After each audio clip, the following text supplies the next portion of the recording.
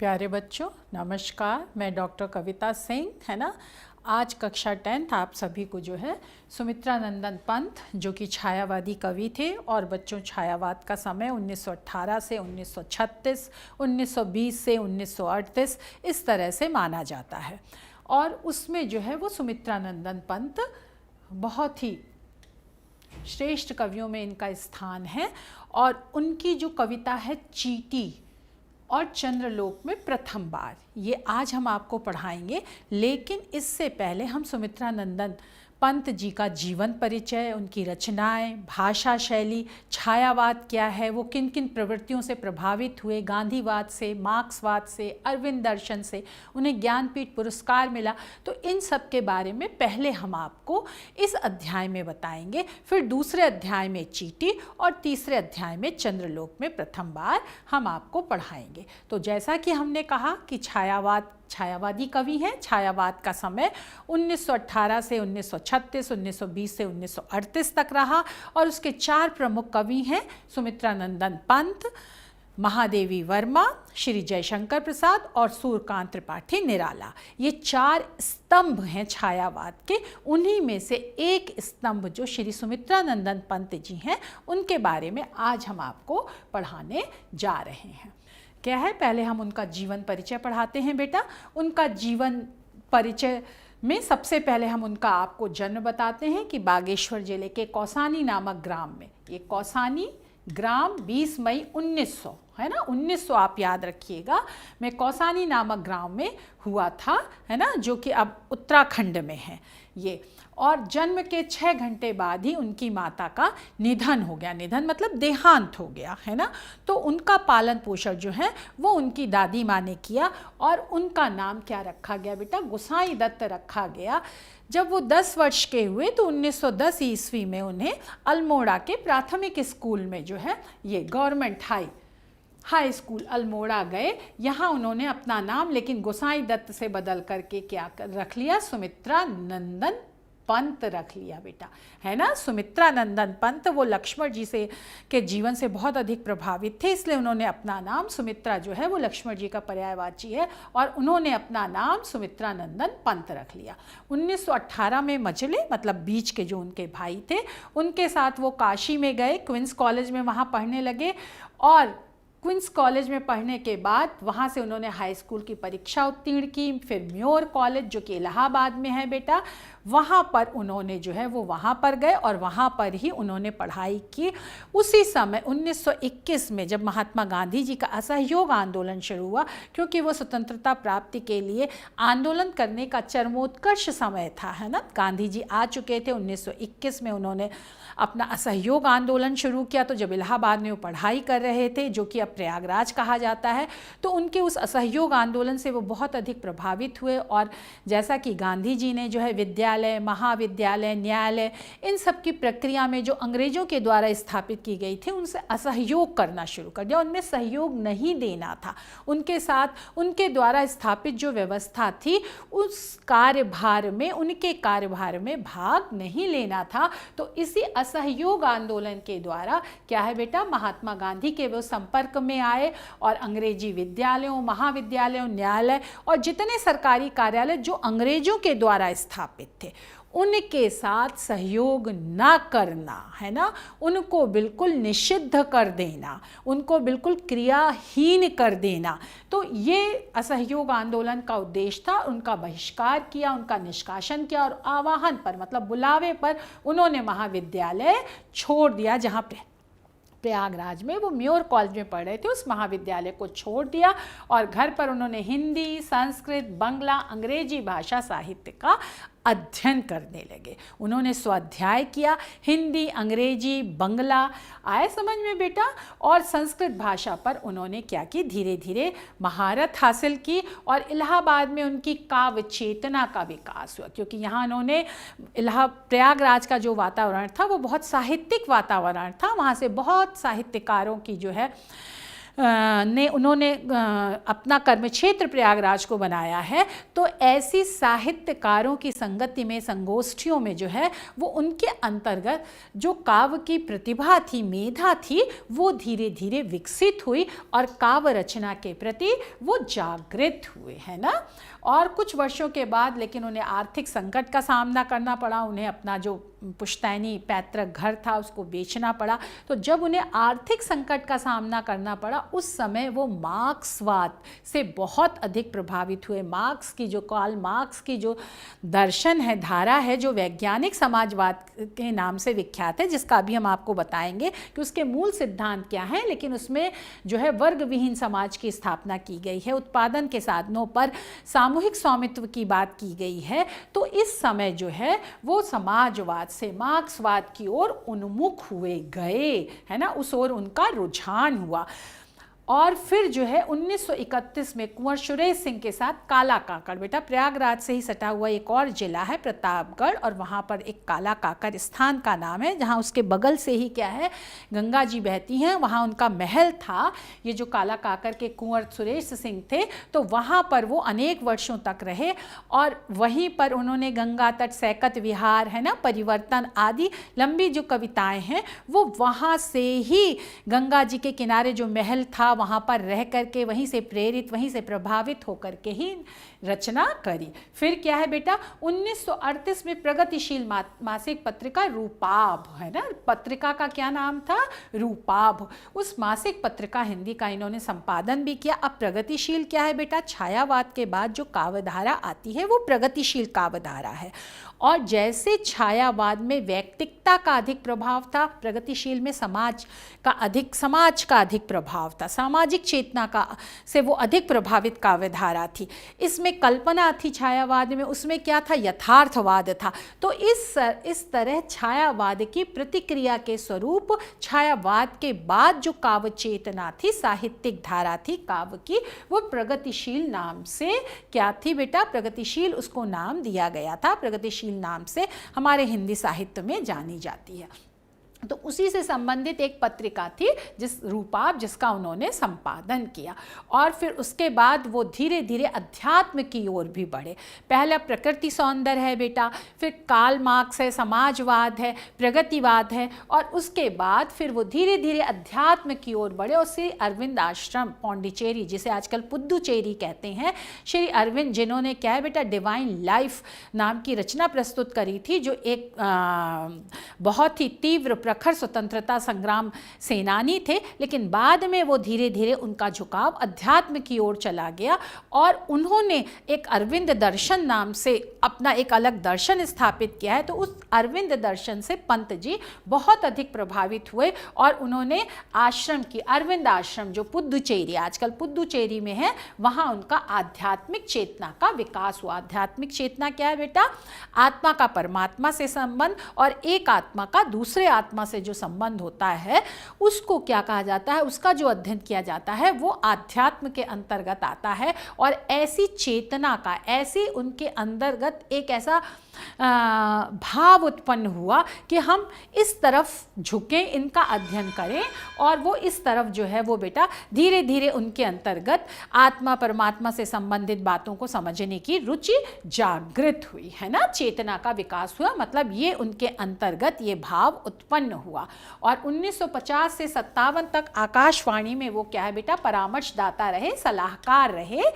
और फिर 1958 में युगवाणी में से वाणी काव्य संग्रहों की प्रतिनिधि कविताओं का संकलन चिदंबरा प्रकाशित हुआ। ये बेटा 1958 में युगवाणी से वाणी काव्य तक संग्रह, जितने इनके काव्य संग्रह थे, उनकी जो प्रमुख कविताएं थी, उन्होंने चिदंबरा नाम के अपने काव्य में, काव्य संग्रह में जो है वो प्रकाशित करी। और इसी चिदंबरा पर, उन्हें काव्य संग्रह पर उन्हें जो है वो भारतीय ज्ञानपीठ पुरस्कार 1968 में प्राप्त हुआ था, है ना। ये आप ध्यान रख लीजिए, भारतीय ज्ञानपीठ पुरस्कार क्या है ये भी हम आपको बताएंगे, लेकिन जीवन परिचय में 1968 में भारतीय ज्ञानपीठ उन्हें पुरस्कार प्राप्त हुआ।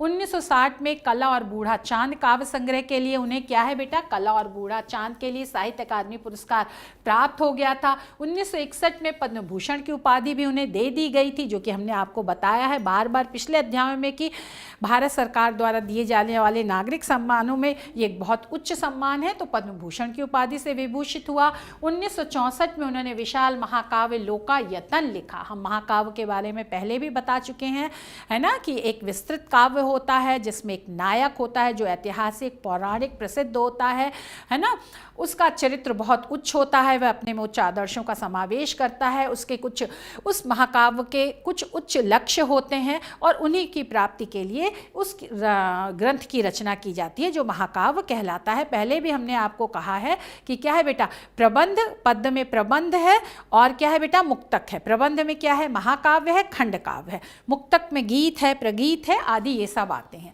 तो लोकायतन का प्रकाशन हुआ और वह जीवन पर्यंत पूरी जिंदगी क्या है, रचनारत रहे, अपना साहित्यिक कार्य करते रहे और वो अविवाहित थे। तो उनका अंतस्थल में, पंत जी के अंतस्थल में, हृदय में, है ना, हृदय की कहीं गहरी चेतना में क्या है बेटा, नारी के प्रति, प्रकृति के प्रति क्या है, आजीवन, पूरे जीवन एक सौंदर्य का आकर्षण, एक प्रेम का आकर्षण बना रहा, है ना, प्रकृति के प्रति, नारी के प्रति। और उनकी मृत्यु 28 दिसंबर 1977 को हो गई। 1900 में बेटा उनका जन्म, 1977 में मृत्यु। इस तरह से उन्होंने 77 साल का दीर्घायु जीवन प्राप्त किया। आशा है आपको उनका जीवन परिचय अच्छे से समझ में आ गया होगा। अब बेटा हम उनकी रचनाओं में आते हैं। पंत जी ने, जैसा कि मैंने बार बार कहा है, क्या है कि वो जीवन भर रचनारत रहे, तो उन्होंने बहुत सारे काव्य संग्रह, लेकिन इसमें कुछ जो प्रमुख हैं वो मैं आपको बता दे रही हूँ। सबसे पहले 17 साल की उम्र में जब वो थे अपने वहीं अल्मोड़ा बागेश्वर जिले के आसपास थे, तो वहाँ एक गिरजाघर था, उसमें जो एक घंटा लटका रहता था, तो उसके घंटे की ध्वनि से आकर्षित होकर के, और एक तो पहाड़ों की वादियों में वैसे भी घंटे की ध्वनि बेटा गूंजती है, तो वो वैसे ही आकर्षण पैदा करती है, तो उससे प्रभावित होकर के उन्होंने क्या है बेटा, सबसे पहले गिरजे का घंटा 1917 में एक कविता लिखी जो कि उनकी पहली कविता थी। फिर उसके बाद उनके ग्रंथ थी उच्छ्वास, वीणा, ये छोटे छोटे प्रगीतों से, है ना, भरपूर ये इनकी क्या है, ये काव्य संग्रहों के नाम है। एक तो ग्रंथी बेटा, उच्छ्वास और वीणा।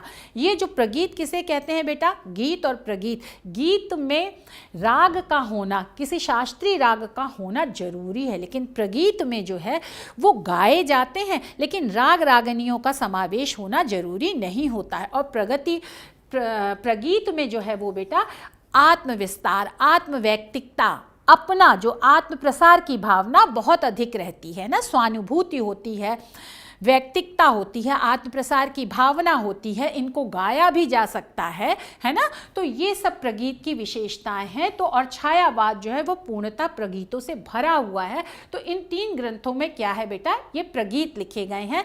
फिर पल्लव, पल्लव भी इनका बहुत महत्वपूर्ण ग्रंथ है बेटा, है ना। पल्लव में छायावादी समस्त चेतना से, जो छायावाद की जो विशेषताएं हैं, प्रकृति के प्रति आकर्षण, नारी सौंदर्य के प्रति आकर्षण बेटा, पराधीन से छुटकारा पाना, जिज्ञासा, कल्पना, ये जो सारी छायावाद की समस्त प्रवृत्तियां और विशेषताएं हैं, पल्लव उनसे भरा पूरा हुआ है। फिर उसके बाद वो गुंजन में आते हैं बेटा। साहित्य का जो चरम और परम उद्देश्य है सत्यम शिवम सुंदरम, उनकी जो गुंजन रचना है बेटा वो सत्यम शिवम सुंदरम के भावों से भरी पूरी है। फिर ज्योत्सना है, ज्योत्सना बेटा इनकी एक नाट्य कृति है। युगांत, युगवाणी और ग्राम्य। युगांत जैसे कि इसके नाम से स्पष्ट है बेटा, एक युग का अंत होता है ना, और उस युग के अंत के बाद उस युग को वो क्या करते हैं बेटा, वाणी देते हैं, आवाज देते हैं। और जो ये आवाज देते हैं वो कहाँ की आवाज है, वो क्योंकि वो समाजवाद से, मार्क्सवाद से प्रभावित हो जाते हैं, तो ग्रामीण अंचल में जो लोग हैं, है ना, जो निर्धन हैं, जिनको समाजवाद की आवश्यकता है, तो उनकी आवाज, उनकी कविताओं को, उनके चित्रण को ये अपनी ग्राम्य कविता में प्रस्तुत करते हैं। तो जैसा कि ये मार्क्सवादी विचारधारा से प्रभावित रचनाएं हैं। फिर बेटा वो धीरे धीरे वो अध्यात्म की ओर बढ़ते हैं, श्री अरविंद दर्शन की ओर। तो स्वर्ण किरण है जो कि दिव्य, दिव्य मतलब अलौकिक अनुभूतियों से, जो उनके अंदर की संवेदना, जो उन्हें अनुभव अंदर ही अंदर होते हैं, है ना, उनके दर्शन होते हैं, वो दिखाई देता है। स्वर्ण धूलि में वैदिक चिंतन का लोक मंगल आया समझ, सर्वे भवन्तु सुखिना, ये स्वर्ण धूलि में वो कहते हैं लोक मंगल आया समझ। फिर उत्तरा, उत्तरा भी क्या है बेटा, उनकी कृति का नाम है जो अध्यात्मवाद के व्यापक भारतीय चिंतन से संबंधित है। इसमें भारतीय अध्यात्मवाद का कविता के रूप में बड़ा ही सुंदर विश्लेषण किया गया है। रजत शिखर बेटा 6 काव्य रूपकों का संकलन है। हम आपको पहले बता दें बेटा, काव्य रूपक ऐसा काव्य का प्रकार होता है जिसका आप अभिनय भी कर सकते हैं। पहले नाटक को रूपक ही कहा जाता था संस्कृत में, तो ऐसे उन्होंने छोटे छोटे रूपक बांधे हैं 6 और उनको अपनी रजत शिखर नामक काव्य संग्रह में स्थान दिया है। ध्वंस शेष, ध्वंस मतलब जो जिसका विनाश हो गया है, जो ध्वंस हो गया है, और शेष मतलब उससे बचा हुआ है। तो जीवन के निर्माण का चित्र, मतलब भले ही हमारा कुछ नष्ट हो गया है, हम समाप्त हो गए हैं, लेकिन उसके बाद भी कुछ शेष है, अभी हमारे अंदर आशा है, जीवन है। ऐसी कविताओं का चित्रण उन्होंने ध्वंस शेष में किया। अप्सरा, अतिमा, कला और बूढ़ा चांद और लोकायतन, ये भी इनकी बहुत दार्शनिकता और वैचारिकता से भरी हुई रचनाएं हैं। लेकिन लोकायतन क्या है बेटा, एक महाकाव्य है ना, जो दार्शनिक और वैचारिक संभावनाओं से, विचार से, चिंतन से, मनन से भरा पड़ा है। और किरण वीरा, आत्मपरक लंबी कविता, उन किरण वीरा में उन्होंने अपने जीवन से संबंधित और अपनी भावनाओं को, है ना, क्या दिया है बेटा, अपनी इच्छाओं को, अपनी संवेदनाओं को, अपनी आशा और निराशाओं को, आत्मपरक अपने से संबंधित बातों को, लंबी कविता बेटा। लंबी कविता जो है, जैसे मुक्तक है ना, तो मुक्तक है और लंबी कविता, तो बेटा मुक्तक अलग है, लेकिन मुक्तक के बाद ही क्या है, एक लंबी कविता आती है। जैसे राम की शक्ति पूजा है, पंत की परिवर्तन है, निराला की राम की शक्ति पूजा है।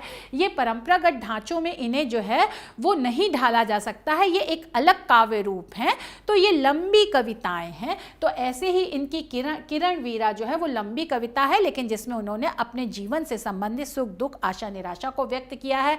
पौ फटने के पहले 1967 वो और 61 में आई, और ये इनकी अंतःचेतना से संबंधित, समझ में, आंतरिक चेतना से संबंधित है, क्योंकि ये अध्यात्मवाद की ओर जा रहे थे।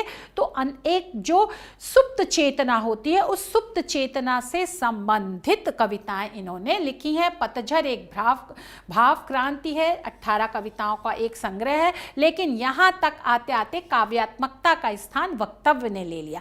धीरे धीरे उनकी कविताएं जो है वो विचार प्रधान हो गई, और जैसे हम कोई वक्तव्य देते हैं, अपने कोई विचार प्रकट करते हैं, है ना, तो इस तरह से इनकी कविताओं में विचार प्रधानता आ गई। गीत, हंस, शंख, ध्वनि, शशि की तरी, स्मृति गीत। शशि की तरी जो है वो स्मृति गीत है, जैसे निराला की सरोज स्मृति गीत है, कि अपने जीवन की किसी महत्वपूर्ण घटना को याद करके फिर ये उसकी जो है रचना इन्होंने करी है। समाधिता, दार्शनिक चेतना जो उनकी सबसे ऊंचाई पर पहुंच गई थी, तब की समाधिता है। संक्रांति, सत्यकाम, संपूर्ण काव्य यात्रा से स्पष्ट हो जाता है कि भारतीय चिंतन धारा में समग्रता की खोज करते हैं, वो संपूर्णता की खोज करते हैं, किसी को भी छोड़ते नहीं हैं। एक तरफ अध्यात्मवाद है, दूसरी तरफ भौतिकवाद है। एक तरफ एक व्यक्ति है, दूसरी तरफ समाज है। एक एक व्यक्ति का महत्व है, जब एक एक व्यक्ति का महत्व होगा तभी समाज उन्नति करेगा। तो इस तरह से वो संपूर्णता अपनी कविता में प्रारंभ से लेकर के अंत तक क्या है, संपूर्णता लाते हैं। एक तरफ गिरजे का घंटा जैसी कविता है, एक तरफ लोकायतन काव्य है बेटा, एक तरफ शशि की तरी स्मृति गीत है, तो एक तरफ किरण वीरा आत्मपरक लंबी कविताएं हैं। तो इस तरह से सारे काव्य रूपों को, सारी काव्य शैलियों को समाहित करते हुए, समग्र करते हुए वह अपनी रचना करते हैं। और इसके साथ ही साथ वो क्या करते जाते हैं, भारतीय संस्कृति के सूत्र से विश्व संस्कृति, आया था कि भारत की जो संस्कृति है, एको अहम बहुश्याम सर्वे भवन्तु सुखिना, ये जो है इस भारतीय संस्कृति से विश्व संस्कृति, विश्व नागरिक, विश्व सभ्यता की कामना अपने साहित्य में प्रकट करते हैं और यही उनकी रचनाओं का उद्देश्य है और यही उनकी रचनाओं की सार्थकता है। अब बेटा हम आते हैं उनके महर्षि अरविंद का दर्शन क्या है बेटा। महर्षि अरविंद ने जो है क्या कहा था कि मानव सांसारिक जीवन में भी दैवी शक्ति प्राप्त करता है, वो अलौकिक शक्तियों से विभूषित हो सकता है अगर वो अपनी चेतना को इतना अधिक विकसित कर ले तो वो अतिमानस, और अतिमानस से क्या है बेटा, अतिमानस के साथ साथ वो अतिमानव है ना, अतिमानस। लेकिन ये तभी हो सकता है जब वो दूसरे मानवों की सेवा करे, दूसरों के सुख दुख को के साथ सहानुभूति ना प्रकट करे बल्कि स्वानुभूति प्रकट करे कि दूसरे का सुख दुख जैसे उसका अपना ही सुख दुख है। तो जब उसका हृदय इतना विशाल होता जाता है, मानस की सारी शक्तियां जागृत होती जाती हैं, तब वो अतिमानस और फिर धीरे धीरे वो अतिमानव में परिवर्तित हो जाता है।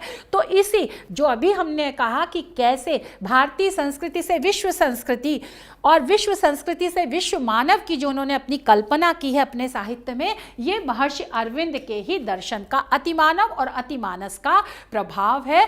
और उन्होंने जो ये कहा कि आज धार्मिक आध्यात्मिक जागृति की नितांत, नितांत मतलब बहुत ज़रूरी, अत्यधिक आवश्यकता है, ज़रूरत है। और उनका दर्शन जो है, लक्ष्य की जो उनका उद्देश्य था अरविंद का, वो आदर्शवादी था। हमेशा सदाचरण करो, अच्छे गुणों को अपनाओ, उपागम मतलब साधन की दृष्टि से यथार्थवादी था। ऐसा नहीं था कि वो आदर्श की बात करते थे तो उन आदर्शों को अपने जीवन में उतार ना पाए। उनके जो आदर्श थे वो जीवन में उतर सकते थे, सच्चे थे वो आदर्श। तो इसलिए उनका जो उस आदर्शों को प्राप्त करने का जो साधन था वो यथार्थवादी था, सत्यवादी था और कार्य की दृष्टि से प्रयोजनवादी। वो कोई भी कार्य करते थे तो उद्देश्य, प्रयोजन मतलब एक उसका उद्देश्य होता था, वो निर्देश नहीं थे। और महत्वाकांक्षा क्या थी, उनकी सबसे बड़ी इच्छा थी कि वो मानवतावादी थी, है ना। और इसी मानवतावाद को पंत जी ने अपनी कविताओं में उतारा है श्री अरविंद के दर्शन से प्रभावित होकर के। और ये श्री अरविंद का दर्शन भारतीय दर्शन से प्रभावित था। अब उसके बाद जो हमने कहा कि वो कार्ल मार्क्स की साम्यवादी विचारधारा से, कार्ल मार्क्स की साम्यवादी विचारधारा क्या कहती है, आपने सुना होगा, दुनिया के मजदूरों एक हो। तो ये जो नारा है ये कार्ल मार्क्स का दिया हुआ है और वो एक वैज्ञानिक समाजवादी विचारक थे। विज्ञान में जैसे कार्य कारण संबंध होता है, वैसे ही उनका जो ये समाजवाद था वो कार्य कारण संबंध पर आधारित था। उन्होंने इसकी बहुत ही सुंदर व्याख्या की है, उसका यहाँ ना समय है और ना कोई महत्व है बताने का, इसलिए मैं नहीं बता रही हूँ। लेकिन कैसे उनकी वैज्ञानिक और समाज को महत्व दिया। समाज का मतलब ये है वर्गहीन समाज, हर व्यक्ति का महत्व है, कोई बहुत अमीर कोई बहुत गरीब नहीं है, ऐसे कोई वर्ग नहीं होने चाहिए। तो इसलिए क्या कहा है उन्होंने, वर्गहीन समाज की बात उन्होंने करी है और ऐसे वो विचारक थे। तो इसी वर्गहीन समाज से की धारणा से पंत जी प्रभावित थे और यथार्थ सत्यता पर आधारित समाजवादी विचारक के रूप में कार्ल मार्क्स जाने जाते हैं। सामाजिक राजनीतिक दर्शन में मार्क्सवाद जो है वो उत्पादन के साधनों पर सामाजिक स्वामित्व, ऐसा ना हो कि उत्पादन के साधन पर एक का स्वामित्व हो जाए, एक का अधिकार हो जाए तो वो बहुत अधिक अमीर होता जाए और उसके अंतर्गत जो लोग कार्य करते हैं वो क्या उनका शोषण हो और वो गरीब होते जाए। तो ऐसा नहीं हो, यही सामाजिक स्वामित्व, सामूहिक स्वामित्व की कार्ल मार्क्स ने बात करी है। और इनके इसी भाव से, इनके इसी विचार से कार्ल मार्क्स के पंत जी बहुत अधिक प्रभावित थे और इसी संकल्प और दृढ़ निश्चय के साथ ही उन्होंने अपने काव्य में जो है वो समाजवादी विचारधारा को भी काव्य के रूप में, साहित्य के रूप में स्थान दिया है। और मार्क्सवाद उन आर्थिक, राजनीतिक और सामाजिक सिद्धांतों का समुच्चय है। समुच्चय मतलब समूह है, मिला जुला रूप है। इसमें सिर्फ अर्थ की बात नहीं की गई है। अर्थ कब ठीक होगा, जब हमारी राजनीति ठीक होगी। राजनीति कब ठीक होगी, जब हमारा समाज ठीक होगा। तो इन तीनों का मिला जुला रूप वैज्ञानिक समाजवाद, जो कार्ल मार्क्स की अवधारणा है, चिंतन है, विचार है, उससे भी ये पंत जी प्रभावित हुए थे। आशा है बच्चों आपको ये बात समझ में आ गई होगी। पंत के जीवन परिचय, पंत की रचनाओं और पंत के साहित्य को समझ के लिए ये सब जानना अति आवश्यक है, इसीलिए हम आपको यहाँ पर ये सब बता रहे हैं। अब पंत जी की काव्य का काव्य शिल्प में भाषा और शैली आती है बेटा। शिल्प, उनका जो काव्य शिल्प था वो प्रबंध भी था, जैसा कि हमने बताया उन्होंने महाकाव्य लिखा है ना, तो ये प्रबंध आ गया। प्रगीत भी था, जैसा कि हमने बताया कि उन्होंने गीत लिखे, और प्रगीत के साथ ही साथ उन्होंने लंबी कविता लिखी, स्मृतिपरक कविता लिखी, आत्मपरक कविताएं लिखी, ये सब मैं आपको बता चुकी हूँ। तो और छायावाद प्रगीत काल का क्या था बेटा? स्वर्ण युग था, जिसमें प्रगीत साधना का गुण और परिमाण, क्वालिटी और क्वांटिटी है ना, दोनों, उसके गुण भी बहुत अच्छे थे, बहुत अच्छी विशेषताएं थी, और परिमाण, संख्या भी बहुत ज़्यादा थी। सबसे अधिक है भाव और भाषा का सामंजस्य, जैसा ही भाव है वैसा ही भाषा है। कोमल भाव है तो कोमल भाषा, वीरता का भाव है तो ओजपूर्ण भाषा, समझ में आया? यथार्थ का भाव है तो यथार्थवादी भाषा, लोक साहित्य है तो लोक से संबंधित भाषा। इस तरह भाव और भाषा का सामंजस्य मिलान पंत की प्रगीत शैली को और अधिक प्रभावपूर्ण बना देता है।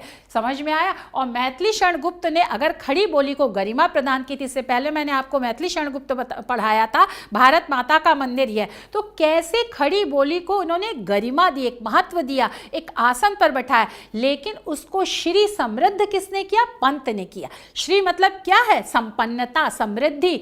जब आपके पास कोई चीज़ बहुत बहुतायत हो जाती है ना, तो इस तरह उन्होंने खड़ी बोली को नवीन सुंदर शब्दों से, मोहक शब्दों से बिल्कुल क्या कर दिया बेटा?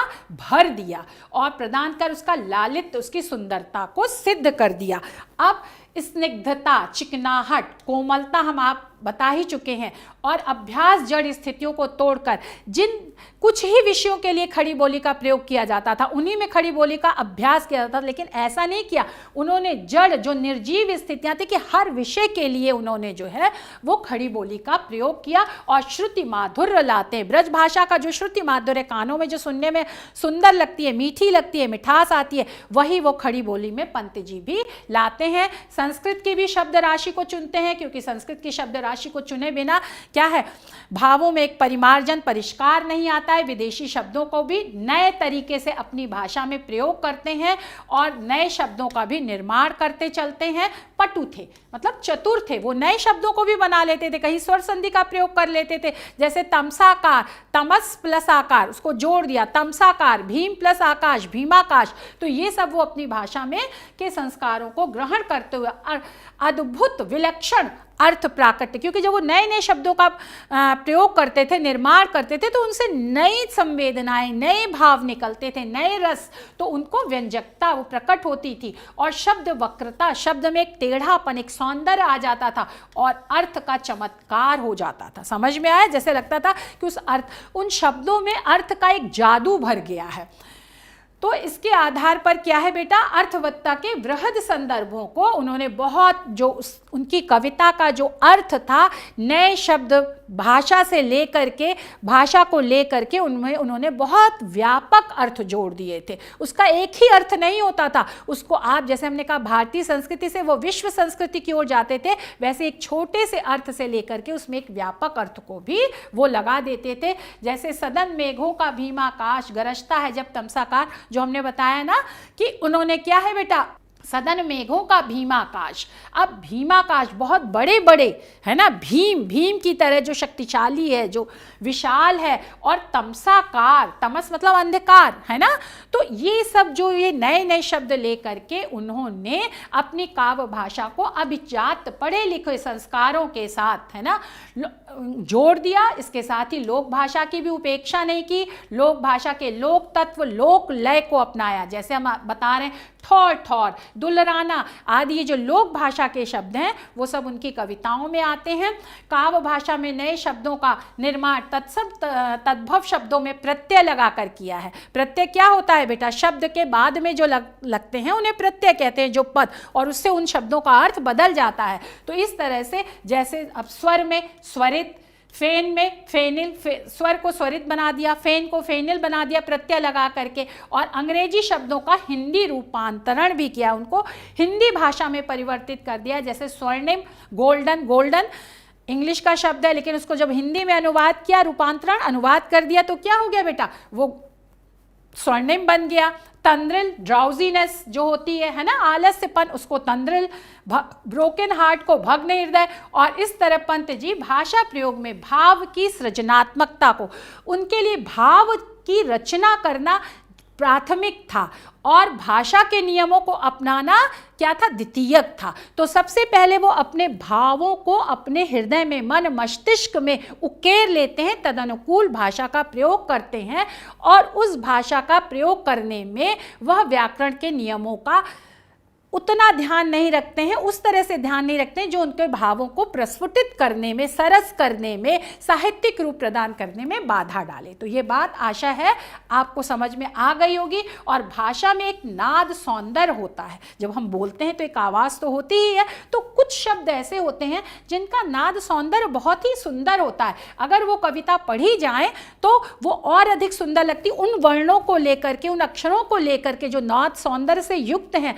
पंत जी ने अपनी रचनाएं, अपनी कविताएं की हैं और इस तरह से नाद सौंदर्य में नए प्रयोग कर कविता को निखारा है, उत्कर्ष पर पहुंचाया। जैसे अब देखिए, बांसों की झुरमुट, संध्या का झुटपुट है, चहक रही चिड़िया, टीवी टू टू टू टट टट। अब ये पंक्ति है, देखिए, नाद सौंदर्य से युक्त, और जैसे ऐसे लग रहा है कि संध्याकालीन समय में जैसे बतख है, चिड़िया, तरह तरह की चिड़ियां हैं जो घने जंगलों में पाई जाती हैं, उनकी आवाज़ जैसे आपके कानों में मुखर हो जा रही है। तो यही कविता का, यही शब्दों का नाद सौंदर्य है, जिसका प्रयोग करने में पंत जी बहुत अधिक पटु थे, कुशल थे, सिद्धहस्त थे। इस तरह उन्होंने अपनी भाषा में को अलंकृत किया, सुसज्जित किया, उसको रागात्मकता दी, गीतात्मकता दी, मन स्थिति, जो हमारे मन में तरह तरह के विचार आते हैं, भाव आते हैं, संवेदना आती हैं, उनके अनुकूल भाषा का अपनाया है। और इस तरह नव वस्तु का निर्माण का भाषा द्वारा चित्रांकन करते हैं। उपमासी भावुकतासी अविदित भावाकुल भाषासी। आया समझ में? उपमासी भावुकतासी कैसी है भाषा बेटा? वो भावों को प्रकट करने के लिए व्याकुल है, अविदित है, उसको कोई समझ नहीं पाता है। और उपमा, जैसे हम किसी चीज़ की उपमा, तुलना करते हैं, और भावों से भरी पूरी है। अब इतना आपको समझ में आने के बाद बेटा, भारतीय ज्ञानपीठ हम आपको बता दे रहे हैं द्वारा, ज्ञानपीठ पुरस्कार भारतीय साहित्य के लिए दिया जाने वाला सर्वोच्च पुरस्कार है ना, ये सर्वोच्च। और ये किस लिए दिया जाता है बेटा? इसकी 1965 में स्थापना हो गई थी। भारतीय संविधान की 8वीं अनुसूची में 22 भाषाओं में से किसी भी एक भाषा में ये मिल सकता है। अब तक हिंदी में सबसे ज़्यादा, हिंदी भाषा के लेखक सबसे अधिक 7 बार इस सम्मान को प्राप्त कर चुके हैं। और मलयालम लेखक को सबसे पहले 1965 में शंकर कुरूप जी को प्रथम ज्ञानपीठ पुरस्कार दिया गया था, और पंत जी को 1968 में उनकी काव्य संग्रह चिदंबरा के लिए दिया गया था। अब पंत की इस तरह आपको स्पष्ट हो गया होगा कि पंत की काव्य चेतना ने कई मंजिलें तय की, कई पड़ाव हैं, उनकी कई सीढ़ियां हैं, है ना। युग बोध के अनुसार, युग बोध मतलब जो समय की मांग है, जो समय चाहता है, उसके अनुसार काव्य भूमि का विस्तार, उसको फैलाया है, उसको व्यापक बनाया है। सिर्फ प्रकृति से ही नाता नहीं जोड़ा, नारी से ही नहीं जोड़ा, व्यक्तिकता से ही नहीं जोड़ा, बल्कि विश्व मानव, विश्व संस्कृति, इन सब से भी अपने को जोड़ा है। काव्य चेतना, इनकी जो काव्य जागृति है, वही विशेषता है। प्रारंभ में प्रकृति सौंदर्य से अभिभूत थे, अभिभूत मतलब आकर्षित थे, उससे बहुत अधिक प्रभावित थे, और फिर मानव सौंदर्य के प्रति आकृष्ट हुए, खिंचे, और मानव सौंदर्य ने उन्हें समाजवाद की ओर प्रेरित किया कि सारे मनुष्य समान हैं, उनमें किसी तरह का आपस में भेदभाव नहीं है। फिर वो अरविंद दर्शन की ओर प्रवृत्त हुए कि आत्मिक दृष्टि से, आध्यात्मिक दृष्टि से भी सभी व्यक्ति समान हैं, है ना। और यही मानवतावादी कवि थे जो मानव इतिहास के नित्य विकास में विश्वास करते थे। हमेशा मनुष्य का विकास होता रहेगा, बिना विकास के वो रह ही नहीं सकता। प्रति पल, प्रति क्षण अगर मनुष्य अपना उद्देश्य बना लेता है तो विकास की ओर जाता ही जाता है, प्रवृत्त होता है। और यही पंत की मूल काव्य चेतना थी, और इसीलिए वो अतिवादिता, किसी भी चीज की अतिवादिता नहीं चाहते थे, है ना। अति सर्वत्रम वर्जित, वो अति को हमेशा छोड़ते थे, और संकीर्णता को, आया समझ में, जो एक संकीर्ण दृष्टि होती, अपने पराये का जो भेद होता है ना, उसको वो कभी नहीं अपनाते थे। इसके क्या थे? घोर विरोधी थे, और मुख्यतः वो मानवतावाद के कवि थे। आशा है आपको ये पंत जी का जीवन परिचय उनकी भाषा शैली, उनकी रचनाएं और छायावाद की विशेषताएं, ये सब बातें आपको समझ में आ गई होंगी। अब इसके बाद हम आपको उनका जो चीटी पाठ है वो पढ़ाएंगे। धन्यवाद, नमस्कार।